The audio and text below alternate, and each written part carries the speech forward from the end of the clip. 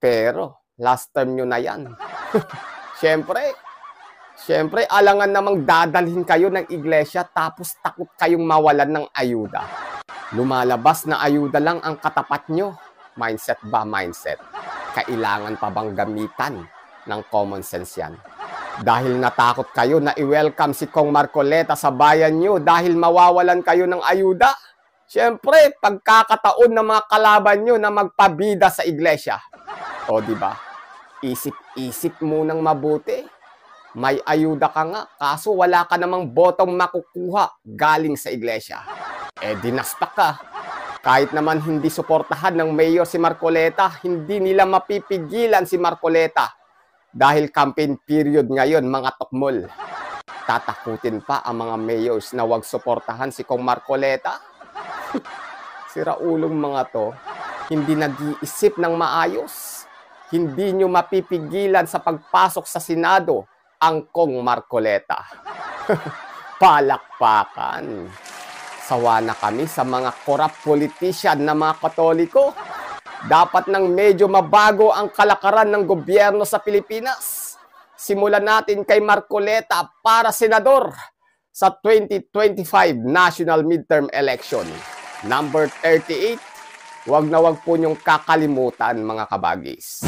Mga mayor na magwa-welcome at susuporta kay Kong Rodante Marcoleta, tinatakot na hindi bibigyan ng ayuda. Abay, napakalulupit. Piling nyo, pera nyo na yan Ginawa nyo pang panakot. Naimbag nga daw yung amin manin mga kabagis. Magandang araw po, Luzon, Visayas at Mindanao. At sa lahat po ng Pilipino sa buong mundo. Magandang araw po. At kahit kailan, syempre, hindi kasama sa pagbati natin ang mga barairong na mga Pilipinong pro-peoples Republic of China. Mga kabagis, natataranta na po ang mga kalaban sa politika ni Kong Marcoleta sa paparating na 2025 midterm national election. Gagawin nila ang lahat para hindi manalo ang Kong Rodante bilang senador sa parating na halalan. Pagkatapos nilang ipagkalat na bagsak sa survey at pang number 21 lang si Marcoleta at gawa ng fake news ng garapalan para i-mind conditioning ang publiko. Abay, tinatakot naman ang mga mayor ngayon na hindi bibigyan ng ayuda kapag winelcome si Kong Marcoleta sa kanilang mga sakop na bayan. Anak ng tinapa, akala ko ba mahina si Kong Marcoleta? Tinatanong kita. Hoy, Takero Miyamoto, tinatanong kita. Huwag kang patay Malaysia na naman. Akala ko ba bagsak sa survey at ayaw ng mga Pilipino kay Kong Marcoleta?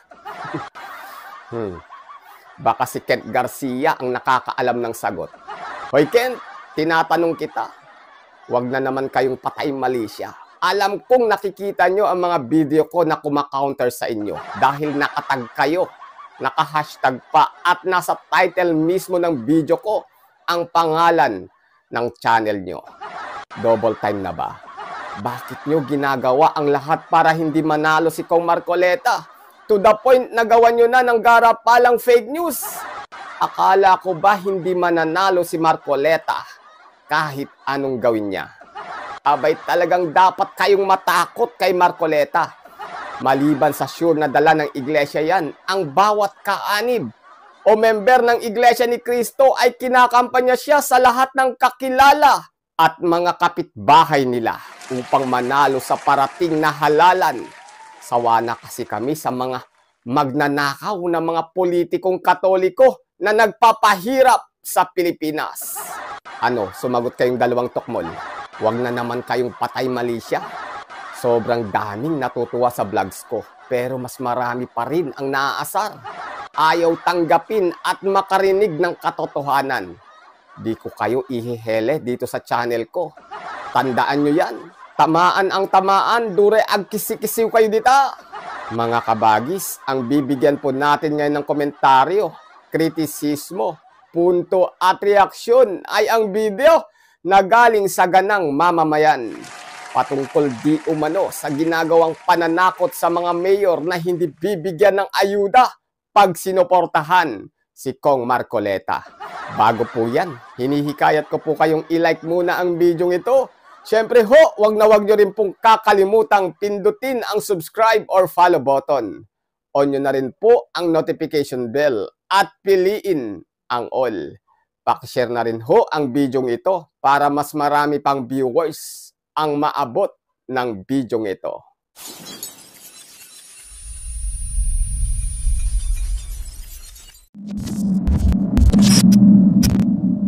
Dante sa mga bayan-bayan at mga probinsya, Erlo, mukhang dinadagsa na siya ng maraming tao, ha? Diyan po nyo makikita na talagang malakas po talaga si Kong Marcoleta at kabaliktaran sa sinasabi nilang bagsak sa survey si Marcoleta.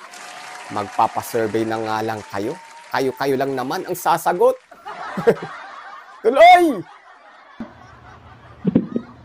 Yes, Kuya Jan, naging mainit yung pagtanggap ng mga ating mga kababayan kay Kong Marcoleta, lalo na sa ito yung recent na inipot niya, yung Pampanga at yung ilang bahagi ng Bulacan. Yung mga nakausap niya, yung ating mga kababayan na nasa sektor ng senior citizen.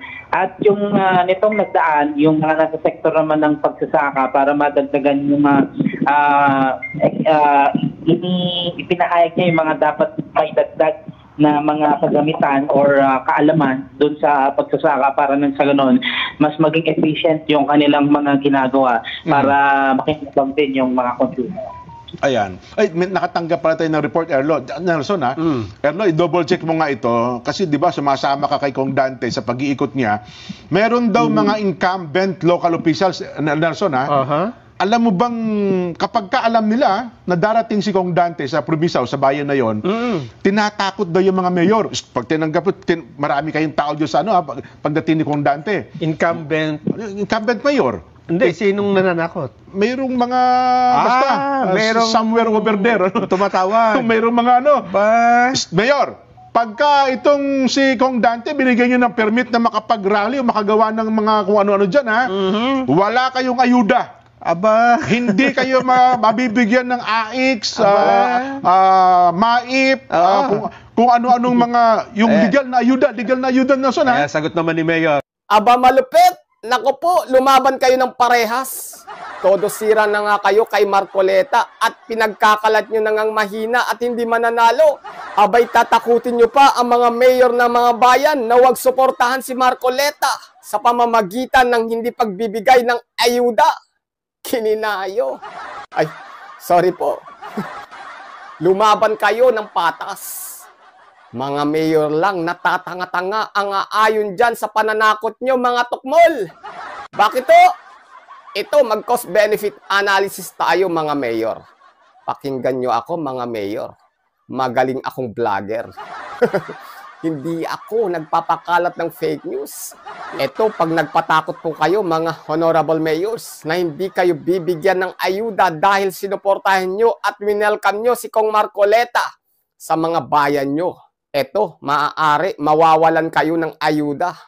Pero, last term nyo na yan. Siyempre, alangan namang dadalhin kayo ng iglesia tapos takot kayong mawalan ng ayuda.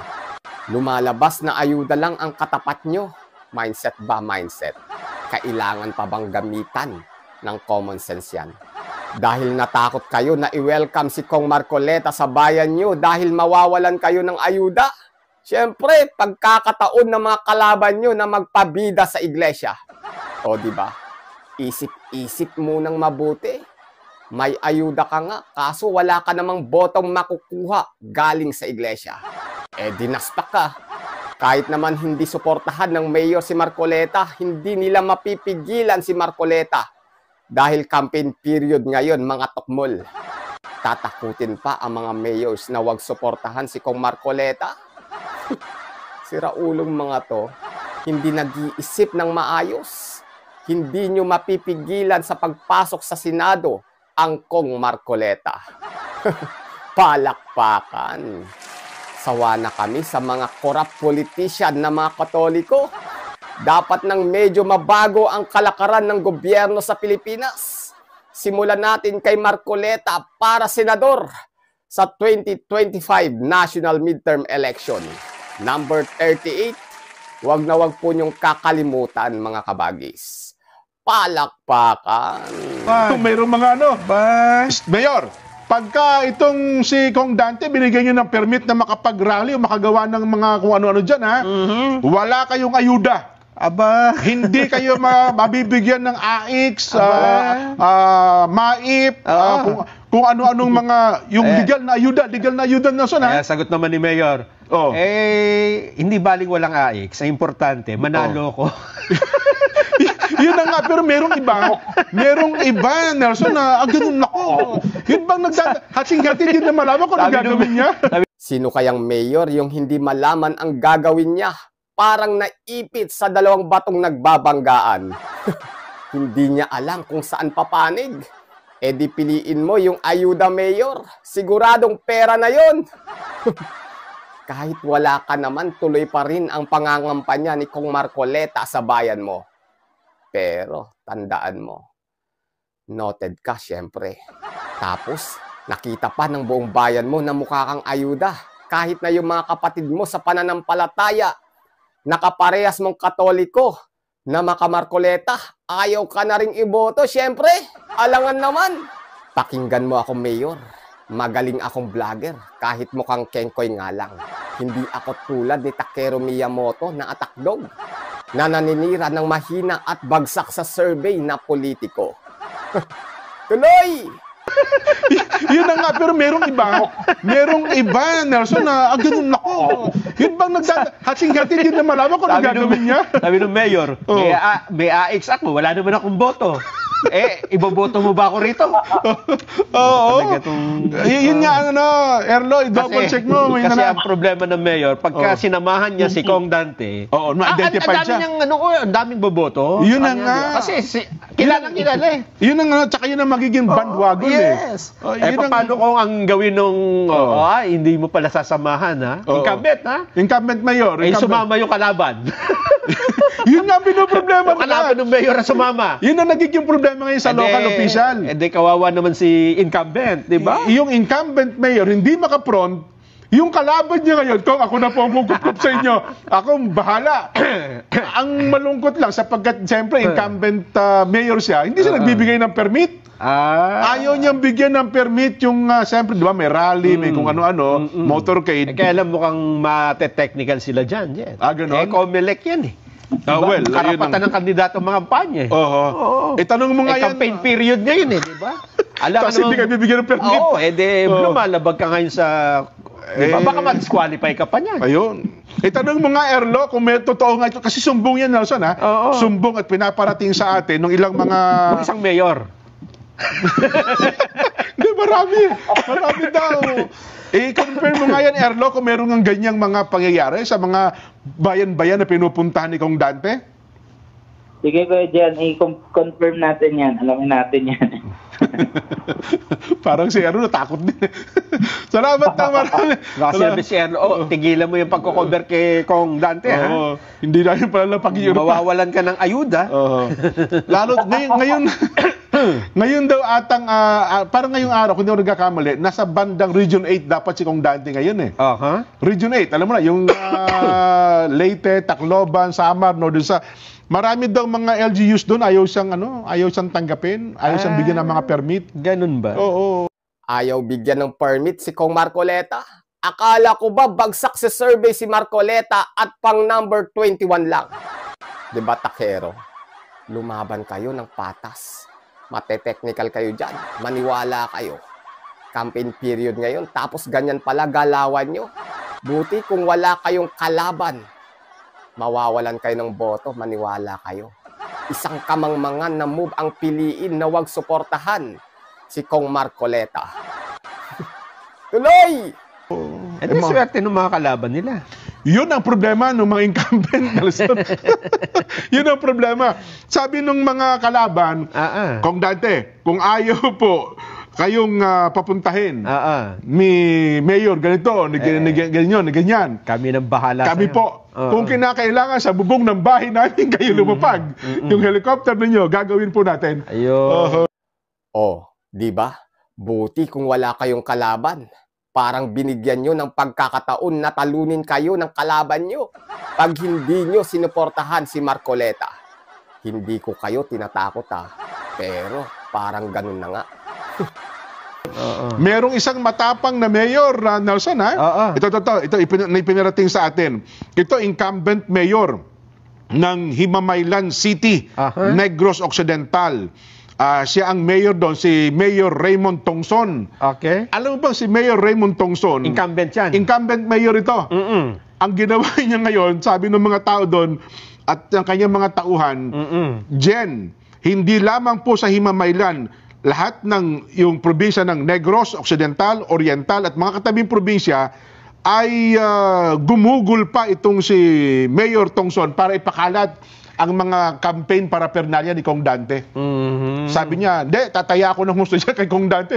Anong walang ayu-ayuda? Totoo po yun. Marami ang gumagawa niyan ng mga politiko.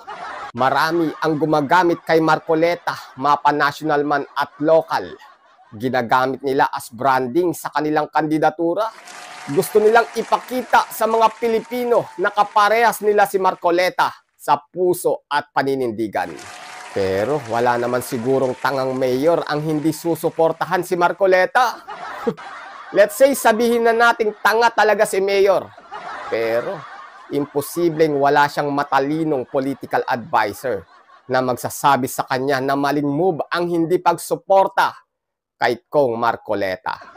No, alam ko nung wala kayo ayuda. Kahit wala kayong ayuda, kaya kong tumindig sa sarili kong paa. Matapang din yung mayor ng ano At kung kinakailangan na niya doon sa may mga katabi pang probinsya nila, doon sa Region 6, willing daw po sila na arugain at kupkupin ito pong si Kong Dante Marcoleta, Nelson. Ayan. Ganun sana. Salamat po ng marami. Mayor, bayaan niyo po, ipaparating natin kay Kong Dante yung ginagawa niyo para sa kanya, ha? Ganyan din yung ginagawa ni yung mayor ng Candelaria, Quezon, Nelson. Si Mayor Maki Bungaling. Oo. Ayan. Yung mga taga Quezon parang takot ding pumuronte kay Kong Dante, di ba? Alam mo naman dyan sa Quezon, andyan din yung mga kalaban sa politika, pero sabi ni Mayor Maki, hindi. Kami ang gagawa ng kaparaanan para tulungan ng Kong Dante dyan sa Quezon, sa Laguna at mga katabing probinsya. Ayun. Sana po, tignan natin kung ano ang mangyayari, no, ha? Sinasabi nga natin dito, Nelson, marami na talaga mga LGUs ngayon ang kahit na may pressure sa kanila ay tuloy-tuloy ang pagpapakita ng suporta kay Kong Dante Marcoleta. Eto, isipin nyo mga kabagis, maliban sa magaling talaga si Marcoleta, tested na yan. Pag nanalo si Marcoleta at nagnakaw siya, in short, naging corrupt politician siya, syempre, mababawian na ako ng mga mahihinang nilalang nagigil na sa akin. Ikaw ba naman sa unang pagkakataon sa kasaysayan, isang iglesia ni Cristo ang nagnakaw sa kaban ng bayan? Pero pag hindi nagnakaw si Marcoleta sa kaban ng bayan, nakatulong yung mama, abay hindi nyo na ako nabawian. Tuloy pa rin ako sa pang-highlight na ang mga magnanakaw sa gobyerno ay mga politikong Katoliko. Palakpakan. Kaya panalunin natin si Rodante Marcoleta para senador ng Pilipinas para mabawasan ng isang politikong magnanakaw na Katoliko. Don't worry, mas marami pa rin kayo. Kaya nga marami din problema sa gobyerno ng Pilipinas. Tagumpay! Palakpakan! Yun, bilang Pilipino, ano po ang masasabi mo sa mga nangyayari ngayon sa ating bansa? Malaya ka pong ilabas ang iyong matalino mong komento sa ibaba. Dapat ho may pakialam ka. Dapat po may bilang ka. Muli, kabagis, make sure na napindot mo na ang like, subscribe, or follow button. Kita-kits ho sa susunod na videos. Adios.